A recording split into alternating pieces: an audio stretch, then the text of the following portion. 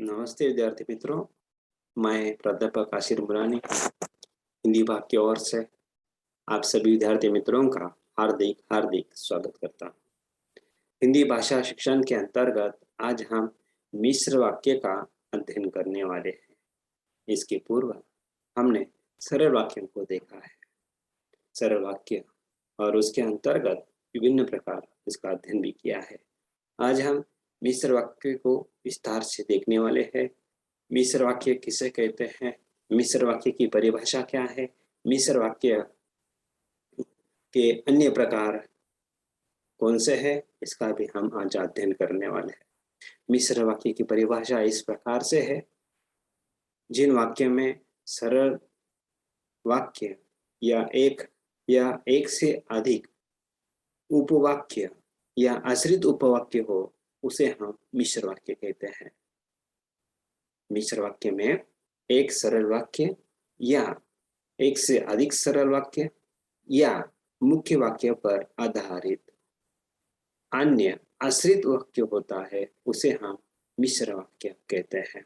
पहले वाक्य पर दूसरा वाक्य आधारित रहता है, उसे हम मिश्र वाक्य कहते हैं। ये साधारण सी यह परिभाषा है, और इस परिभाषा का अध्ययन करते समय मिश्र वाक्य को कैसे पहचानना है, इसकी पूर्व तासिका में हमने देख लिया है।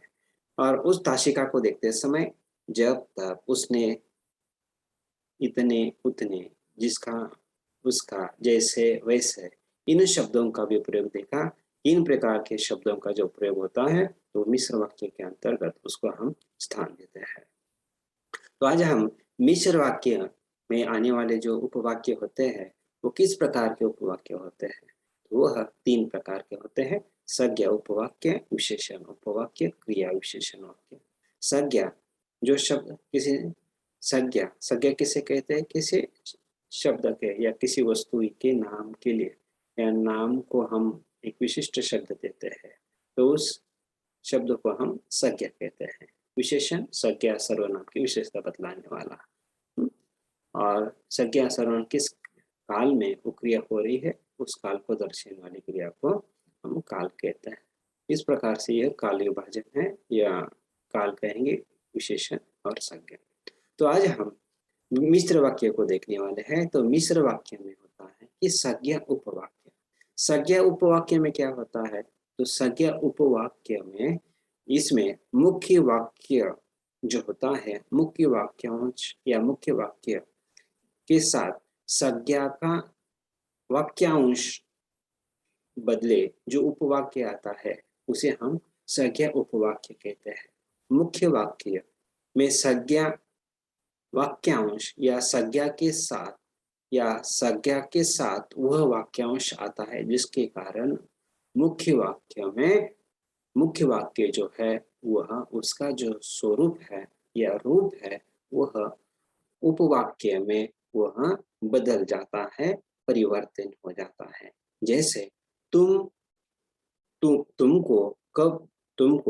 कब योग्य है कि वन में बसो। तुमको कब योग्य है कि वन में बसो। इस वाक्य में वन में बसो यह आश्रित उपवाक्य है। पहले वाक्य पर आश्रित का मतलब है पहले वाक्य पर यह आधारित है। जब हम इस वाक्य को हम बदल देते हैं, वाक्यांश में इसका प्रयोग करते हैं, तो वन में बसो का अर्थ होता है वन में बसना। वन में बसना इस शब्द का जब हम प्रयोग करते हैं तब इस प्रकार से होता है: तुमको वन में बसना कब योग्य है। और इस प्रकार से हम उस वाक्य का जो अर्थ है या वो जिसे हम वाक्यांश कहते हैं, वो वाक्यांश को बदल देते हैं। कैसे बदल देते हैं? संज्ञा के साथ उस वाक्यांश को बदलते हैं, और यह प्रक्रिया कब होती है? संज्ञा उपवाक्य के अंतर्गत वह आ जाती है। तो आज हम उसके साथ साथ ऐसा ही जब देखते हैं, संज्ञा उपवाक्य में का जो संबंध होता है, वो संबंध उद्देश्य के साथ, कर्म के साथ और वो स्थान की या कार्य की पूर्ति के रूप में होती है। जैसे इससे जान पड़ता है कि बुरी संगत का फल बुरा होता है। अब यह वाक्य है। संज्ञा इसमें देखेंगे तो संज्ञा यहाँ देखेंगे तो इससे यह सर्वनाम इसके अंतर्गत आ जाता है। और इससे जान पड़ता है कि बुरी संगति का फल बुरा होता है। मुख्य क्या है, उद्देश्य क्या है इससे, और इससे यह उद्देश्य है, और उद्देश्य का विस्तार क्या बना, बुरी संगत का फल बुरा होता है, वह उद्देश्य है, उद्देश्य का विस्तार है। और इस प्रकार से यह वाक्यांश भी बनता है, संबंध जुड़ा हुआ होता है। इससे जान पड़ता है कि यहाँ संबंध को भी दर्शाता है कि बुरी संगत का भी नतीजा या संबंध दर्शाता है। कर्म का भी प्रयोग होता है। मैंने सुना है कि आपके देश में अच्छा राज प्रबंध है।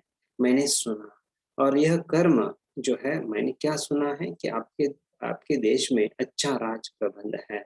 तो यहाँ सुना जैसा शब्द आता है। वह जानती भी नहीं कि धर्म किसे कहते हैं, वह जानती भी नहीं, जानती इस शब्द को लेके है। तो हम कर्म का जो प्रभाव है वह यहाँ देख ले सकते हैं कि धर्म, वह जानती भी नहीं कि धर्म किसे कहते हैं। मैंने सुना है कि आपके देश में अच्छा राज प्रबंध है। कभी कार्य की पूर्ति भी होती है, कभी कभी संज्ञा अंश में, मुख्य अंश में मिश्र वाक्य के द्वारा कार्य की पूर्ति होती है, और वह संज्ञा उपवाक्य के अंतर्गत आता है। जैसा मेरा विचार है कि एक मेरा विचार है कि हिंदी का एक साप्ताहिक पत्र निकालो। साप्ताहिक पत्र निकालो, यह मेरा विचार है। लेकिन मेरा विचार है कि साप्ताहिक पत्र निकालो, कार्य पूर्ण हुआ, कार्य की पूर्ति हो गई है, और कार्य की पूर्ति यह दर्शाने वाले की वाक्य इसके अंतर्गत यह हो जाते हैं। अगला जो उपवाक्य का जो प्रकार है वह विशेषण उपवाक्य है। विशेषण वाक्य में क्या होता है कि मुख्य उपवाक्य की किसी संज्ञा के द्वारा उसकी विशेषता बतलाने वाला वाक्य उपवाक्य विशेषण कहलाता है। मुख्य वाक्य में आया हुआ संज्ञा या मुख्य वाक्य में आई हुई संज्ञा की विशेषता बतलाने वाला शब्द वह विशेषण कहलाता है। अब यहाँ उदाहरण देखेंगे। जो मनुष्य धनवान होता है उसे सभी चाहते हैं। अब इसमें मनुष्य की यह संज्ञा है, धनवान विशेषण है। इसमें क्या है, तो धनवान यह विशेषण है, और इसमें क्या है, तो यह पहला वाक्य मुख्य वाक्य है कि जो मनुष्य धनवान होता है उसे सभी चाहते हैं, और मुख्य वाक्य की जो विशेषता बतलाने वाला जो शब्द है वह धनवान मनुष्य को सभी चाहते हैं। तो इस प्रकार का भी हम वाक्य करते हैं, तो यह वाक्यांश में वो वाक्य बदल जाता है, धनवान मनुष्य को सभी चाहते हैं। तो कभी कभी वह मिश्र वाक्य को भी हम क्या कर सकते हैं, सरल वाक्य में भी उसको परिवर्तित कर देते हैं। धनवान यह क्या है, विशेषण है, मनुष्य यह संज्ञा है, या संज्ञा विशेषण के रूप में हमें बतलाते हैं। इसलिए हम वाक्य भले ही तो कहा गया आपको कि जो मनुष्य धनवान होता है उसे सभी चाहते हैं, तो इस वाक्य का आपको सरल वाक्य कीजिए, ऐसा भी कहा गया, तो आप कह सकते हैं कि इसमें विशेषण क्या है यह देखना है, संज्ञा क्या है यह देखना है, और यह देखते हुए उसको हमें सरल वाक्य में इसका इस्तेमाल भी कर सकते हैं कि धनवान मनुष्य को सभी चाहते हैं। तो इस प्रकार से यह भी वाक्य बन सकता है, और विशेषण मुख्य वाक्य में संज्ञा की विशेषता बदलाने वाले शब्द होते हैं। जैसे जैसे हम प्रयोग वाक्य का प्रयोग करते हैं कि उनका जिन के स्थान पर, जिन जिन स्थानों पर संज्ञा आती है, तो उन स्थानों पर इस प्रकार के विशेषण लगाने वाले वाक्य भी आ जाते हैं। जो सोया उसने खोया, एक जिसने सोया उसने खोया, जो सो गया वह खो गया। इस प्रकार का वाक्य होता है, जो सोया उसने खोया। ऐसा ही उद्देश्य है। दूसरा इसमें देखेंगे कि एक बड़ा बुद्धिमान डॉक्टर था जो राजनीति के तत्वों को अच्छी तरह समझता था। तो ये भी वाक्य उद्देश्य को, डॉक्टर जो है बुद्धिमान ही है और वाक्य की पूर्ति करने वाला यह विशेषण है। तो इस प्रकार से जिस प्रकार धनवान मनुष्य को सभी चाहते हैं, तो इसी प्रकार से इस वाक्य में भी संज्ञा और विशेषण को देखते हुए वाक्य बन सकता है। कर्म का भी इसी प्रकार से बनता है। कर्म वाक्य में होता है, वहां जो कुछ देखने योग्य था मैंने सब देख लिया, वहां देखने लायक था जो मैंने देख लिया, वहां जो देखने लायक था मैंने देख लिया। इस प्रकार का भी वाक्य बनता है सरल वाक्य में। लेकिन वहां जो देखने योग्य था मैंने सब देख लिया, इसमें यह हमें संज्ञा देखनी होती है, विशेषण देखने हैं। लेकिन ऐसे वाक्य में कर्म प्रमुख होता है और कर्म होता है कि वहां जो देखने लायक था मैंने देख लिया। तो इस प्रकार से वहां जो देखने लायक था, तो यहाँ जब देखने देखना दिखाना वह कर्म के अंतर्गत वह आ जाता है।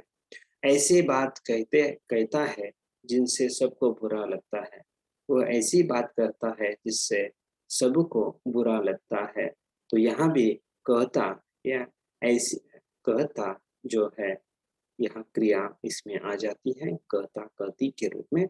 और ऐसी बात कहता है कि जिससे सबको बुरा लगता है, ऐसे बात न करो जिससे सबको बुरा लगे। तो इस प्रकार से भी यह मिश्र का सरल वाक्य में रूप परिवर्तन होगा और वाक्य की पूर्ति करने वाले भी वाक्यांश के अंतर्गत आ जाते हैं।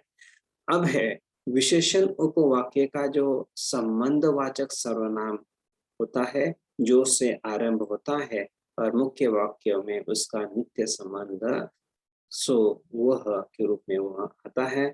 कभी कभी जो या सो से भी वाक्य बनते हैं, जैसे जैसा वैसा, जितना उतना वैसा, जैसा वैसा, जिसकी लाठी उसकी भैंस, जैसे भी शब्द आते हैं, जैसा देश वैसा भेष, यह सर्वनाम के दर्शाने वाले शब्द होते हैं। जिसकी उसकी, यह भी जैसी संज्ञा आती है वैसे ही यह सर्वनाम आते हैं। जिसकी लाठी उसकी भय, जिसका जैसा देश वैसा देश, इसके रूप में वह आती है। क्रिया विशेषण भी हम देखते हैं, तो क्रिया विशेषण भी यह मिश्र वाक्य के अंतर्गत वह आता है। क्रिया विशेषण का जब हम अध्ययन करते हैं, तो क्रिया विशेषण में मुख्य उपवाक्य की क्रिया उपवाक्य मुख्य उपवाक्य की क्रिया की विशेषता बतलाता है। विशेषण क्या करता है कि मुख्य उपवाक्य की क्रिया की विशेषता बतलाता है। और यह हमें मालूम होना चाहिए कि वाक्य में पहला मुख्य वाक्य कौन सा है और दूसरा आश्रित उपवाक्य कौन सा है, क्योंकि मुख्य वाक्य की विशेषता बतलाने वाला शब्द यह कौन सा होता है, क्रिया विशेषण होता है। और यह क्रिया विशेषण विधेय क्रिया के अंतर्गत भी आता है। और विधेय का अर्थ इन्हीं को बढ़ाने में उसका काल, स्थान, रीति, परिणाम, कारक और फल प्रकाशित करता है और उसी प्रकार उसकी अवस्थाओं में बढ़ाता है। जैसा उदाहरण देखिए, क्रिया जब सवेरा हुआ तब लोग बाहर गए। इस वाक्य में मुख्य वाक्य कौन सा है, सवेरा हुआ। सवेरा हुआ, क्या हुआ, सवेरा हुआ। क्रिया कौन सी है, होना, होने हुआ यानी होने की क्रिया है। और इसमें मुख्य वाक्य की क्रिया की विशेषता बतलाने वाला शब्द क्रिया विशेषण हम उसे कहते हैं। अब यहाँ भा गए यह भी शब्द है। जब सवेरा हुआ तब हम लोग बाहर गए। अब यहाँ कहाँ गए, तो बाहर गए, ये भी एक क्रिया है। यह कौन सी वाक्य की है, तो यह उपवाक्य या आश्रित उपवाक्य की क्रिया को दर्शाने वाला शब्द क्रिया विशेषण उपवाक्य के अंतर्गत वह आ जाता है। और मुख्य वाक्य की क्रिया की विशेषता तो वह बतलाता है। और उसके साथ साथ ये जो शब्द है वो शब्द क्या बतलाते हैं, तो ये शब्द बतलाते हैं काल, स्थान, रीति, परिणाम, काल और इसका फल, फल यानी नतीजा, इसको दर्शाता है। काल कौन से? काल, काल यानी आज या कल, दिन, समय, उसको दर्शाने वाला। जैसा कि हमने पढ़ा, जब सवेरा हुआ एक काल को दर्शाता है, एक समय गुजरने के बाद सवेरा हुआ, तब हम लोग बाहर आ गए, तब तक हम अंदर ही या घर के अंदर या सो रहे थे या घर के अंदर बंद थे। जब हम यह सवेरा हुआ, यह क्रिया विशेषण उपवाक्य है। अब है जिन जिन क्रिया वाक्यों में ये संज्ञा आती है उनके स्थानों में उसके साथ ये विशेषण उपवाक्य लगाए जाते हैं। अर्थात तब लोग हम बाहर गए, ये मुख्य वाक्यों के साथ में यह विशेषण अर्थात बाहर गए गए यह विशेषण जो है वह लग गया है। अब है इन वाक्यों में क्या होता है, तो इन वाक्यों में मिश्र वाक्यों में क्या होता, क्रिया विशेषण वाक्यों में यह काल को दर्शाने वाले वाक्य होते हैं, स्थान को दर्शाने वाले होते हैं, परिणामवाचक होते हैं, का कार्य कारणवाचक भी होते हैं। तो उसका हम एक विशिष्ट प्रकार का हम अध्ययन करेंगे। अभी है कालवाचक क्रिया विशेषण में क्या होता है, तो यहाँ निश्चित काल इसका दर्शन या निश्चित काल का बोध होता है। इस वाक्य में क्या होता है, क्रिया के कारण निश्चित वस्तु का या निश्चित स्थान का, निश्चित समय का, निश्चित काल का इसमें बोध होता है। जब किसान यह फंदा खोलने को आवे, तब तुम सांस रोककर मुर्दों के समान पड़ जाना। अब यहाँ विशेषण है आना, आना अर्थात आवे। जब किसान यह फंदा खोलने को आवे, जब किसान यह फंदा खोलने के लिए आएगा, तब तुम सांस रोककर मुर्दे के समान पड़ जाना है। अब यहाँ पढ़ना और जाना ये दो क्रिया है, पढ़ना और जाना, और पढ़ जाना सहायक क्रिया इसके साथ में आई है। अब है कि आवे यह क्रिया जो है वह संज्ञा किसान की विशेषता बतलाने वह आने वाली यह क्रिया है। किसान क्या खोलने आएगा, फंदा खोलने के लिए वह आएगा, और तुम सांस रोककर मुर्दे के समान पड़ना है। जो ही मैं आपका पत्र लिखने लगा, तो ही आपका पत्र आ पहुंचा। लगा, लगना, लगे। पत्र लिखना, यहाँ भी देखिए लिखना, लिखी। तो यहाँ क्रिया जो है वह काल को दर्शाए कि मैं पत्र लिखने को ही बैठा कि आपका पत्र आ गया। तो निश्चित समय का यहाँ बोध होता है। तो यह बोध को हम क्या कहते हैं, तो यह बोध को हम सीधा सा करते हैं कि निश्चित काल को दर्शाने वाला यह समय है। काल और स्थिति को भी ये कालवाचक मिश्र वाक्यों को हम देख सकते हैं। काल व स्थिति, काल और स्थिति, समय और उसके साथ चल रही प्रसंग या स्थिति क्या है। जब आंधी बड़े जोर से चल रही थी, वह एक टापू पर जा पहुंचा। आंधी चल रही थी, क्रिया चलना है, और पहुंचना यह भी क्रिया है, लेकिन काल और स्थिति को दर्शाती है। आंधी चलने के कारण वो टापू पर पहुंच गया, ये क्रिया के कारण इसका जो अर्थबोध है वह अर्थबोध यहाँ पे हो जाता है। जब आंधी बड़े जोर से चल रही थी, वह एक टापू पर जा पहुंचा। यहाँ एक प्रकार से क्या हो जाता है, तो एक प्रकार से यहाँ पे काल और स्थिति को दर्शाता है। काल जो हवा चल रही थी, स्थिति क्या थी कि हवा के कारण एक टापू पर पहुंच गए। जब तक हाथ से पुस्तक लिखने की चाल रही, तब तक ग्रंथ बहुत ही संक्षेप में लिखे जाते थे। बड़ा सा वाक्य है। इसी प्रकार से स्थान क्रिया विशेषण के अंतर्गत व्यवस्था है। स्थान को दर्शाने वाला क्रिया विशेषण उस वाक्य में होता है और वह मुख्य वाक्य से साथ अपना संबंध जोड़ता है। स्थिति, स्थान, स्थान क्या है? किसी वस्तु का स्थान, व्यक्ति का स्थान, प्राणियों का स्थान, समूहों का स्थान दर्शाने वाली स्थिति है। यह जहाँ अभी समंदर है वहां किसी समय जंगल था। स्थिति क्या है? स्थान क्या है? समंदर। एक समय ऐसा था कि यह समंदर था। अब वह स्थान पे अब क्या हुआ है?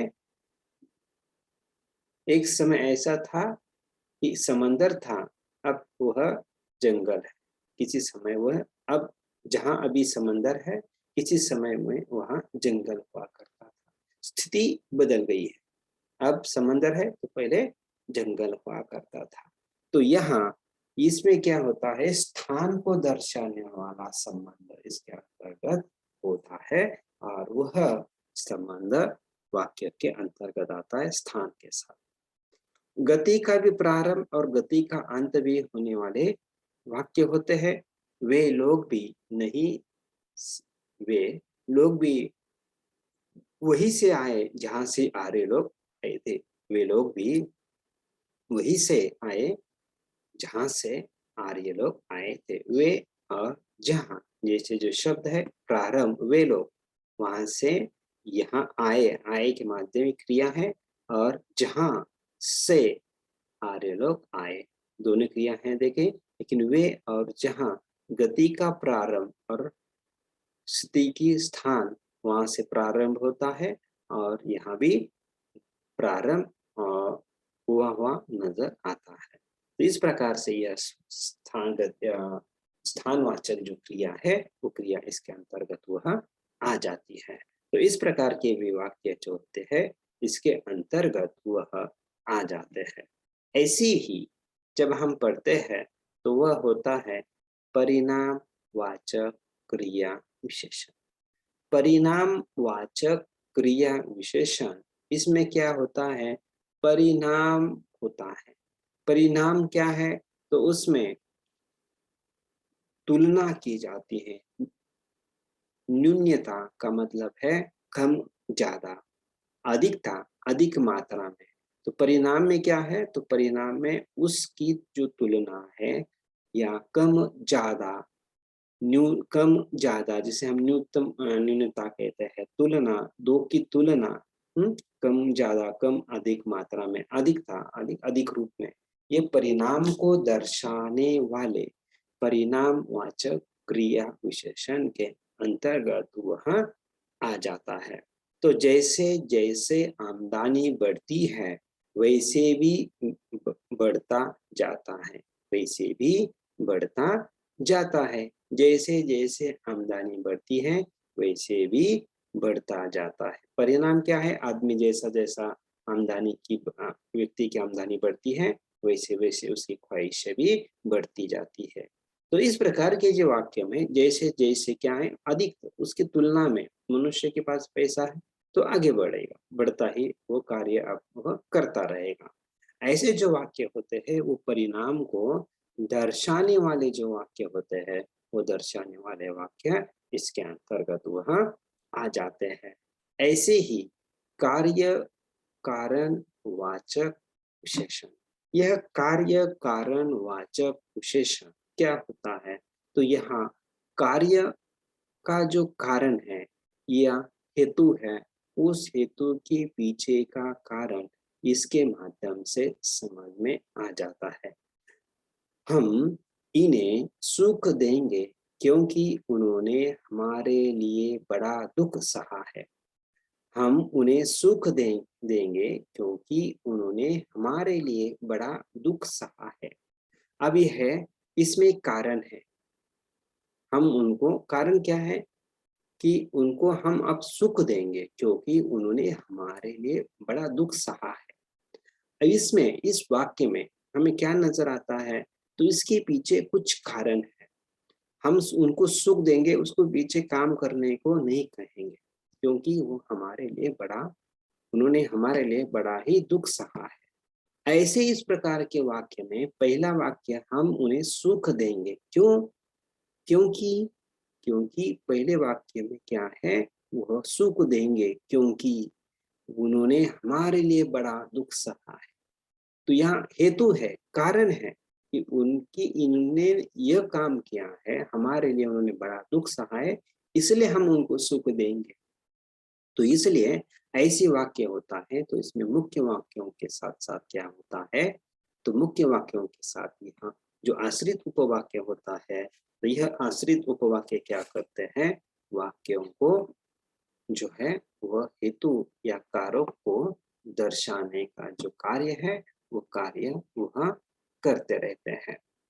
दूसरा है कि विरोध, जो कारक है, कारण है, अर्थात कार्य की पूर्तता, विरोध भी उसके माध्यम से, विरोध के माध्यम से या न के माध्यम से भी वह दर्शाता है। जैसे सब काम वे अकेले नहीं कर सकते, चाहे वे किसी की कैसे ही होशियार क्यों ना हो। ये सब काम वो अकेले नहीं कर सकते, चाहे वो कैसे ही यानी कितने ही होशियार क्यों ना हो, वो अकेले काम नहीं कर सकते, उनको अन्य व्यक्ति की सहायता की जरूरत है। अर्थात यहाँ कार्य का विरोध करते हैं, कार्य न होने का कारण पर बात करते हैं कि हम सब अकेले काम, अकेले हम ऐसे भी काम हैं जो अकेले नहीं कर सकते, चाहे वो कितने भी होशियार क्यों न हो, उनको और उनकी जरूरत लेना ही पड़ती है। तो यहाँ विरोध दर्शाने वाला जो शब्द होते हैं, जैसा नहीं, न, तो इसका जो प्रयोग है वो प्रयोग इसके अंतर्गत किया जाता है। और चाहे सब जैसे जो शब्द इसके अंतर्गत वे आते हैं। कार्य की जो पूर्तता है, ये कार्य की पूर्तता इसमें होती है, कैसी? तो इस बात की चर्चा हम इसलिए की है कि उसकी शंका दूर हो जाए। हमने इस बात की चर्चा हमने इसलिए की, इसलिए शब्दों को जोड़ने, इसलिए की है कि अब उसकी शंका दूर हो जाए। हमने चर्चा इसलिए की कि उसके मन में जो शंका है वो दूर हो जाए। कार्य जो है वो समाप्त होता है, कारण उसके मन में जो शक है, शंका है, दूर होना है, इसीलिए वह चर्चा करना चाहता है। तो इस प्रकार के जो वाक्य का प्रयोग आता है, तो कार्य को करता है, फल या परिणाम को दर्शाने वाले भी वाक्य होते हैं। और कभी-कभी जब हम मिश्र वाक्यों को पढ़ते हैं, तो केवल एक वाक्य नहीं, दो वाक्य नहीं, कभी-कभी 3 वाक्यों को भी मिश्र वाक्यों के अंतर्गत वह आ जाते हैं, और वे उसके अंतर्गत आने वाली संज्ञा, सर्वनाम, विशेषण, क्रिया के साथ उसका संबंध दर्शाते हैं, उसको काल को दर्शाते हैं, उसके न्यूनतम को दर्शाते हैं, और उसकी पिछला का जो फल है, उस फल को दर्शाते हैं। तो इस प्रकार से मिश्र वाक्य को हमने देखा है कि मिश्र वाक्य की जो परिभाषा है, वो परिभाषा उसके अंतर्गत आने वाले उपभेद और संज्ञा के साथ में, विशेषण के साथ में, क्रिया के साथ में, इन मिश्र वाक्यों का जो प्रयोग है किस रूप में होता है, यह भी हमने जाना है। तो साधारण रूप से मिश्र वाक्य की परिभाषा यह है, जो मुख्य वाक्य पर दूसरा आश्रित वाक्य आधारित होता है, तो उसे हम सरल वाक्य कहते हैं। पहले वाक्य पर दूसरा वाक्य आधारित रहता है, और मिश्र वाक्यों का हम क्या कर सकते हैं, वाक्यांश के रूप बदल कर उसको सरल वाक्य में भी कर सकते हैं, जो उदाहरण के साथ हमने इसके अंतर्गत देखा हुआ है। तो आपके मन में उसको लेकर कुछ सवाल है, तो आप निश्चित रूप से पूछ सकते हैं। तो आज हम यही रुकेंगे। बहुत बहुत धन्यवाद।